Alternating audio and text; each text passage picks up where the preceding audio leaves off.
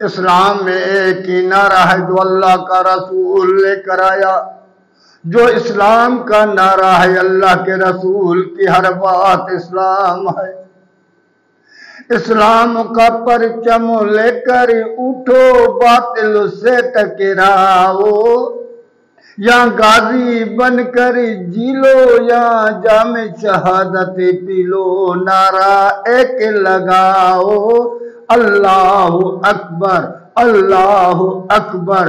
یہی نعرہ اسلام کا ہے، اللہ کے رسول نے یہی نعرہ لگایا، ابو بکر نے یہی لگایا، عمر نے یہی لگایا، عثمان نے یہی لگایا، علی نے یہی لگایا، حسنین نے یہی نعرہ لگایا رضی اللہ تعالی عنہم، اور یہی اسلام کا نعرہ ہے۔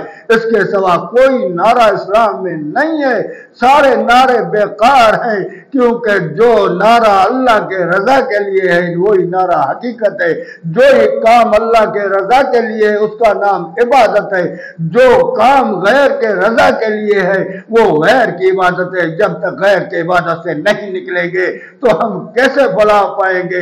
اگر فلاح پانی ہے تو اللہ کی عبادت کرنی پڑے گی، ہر کام اللہ کے لیے کرنا پڑے گا، غیر کے لیے کوئی کام شریعت میں نہ ہے، نہ ہوگا، نہ رہے۔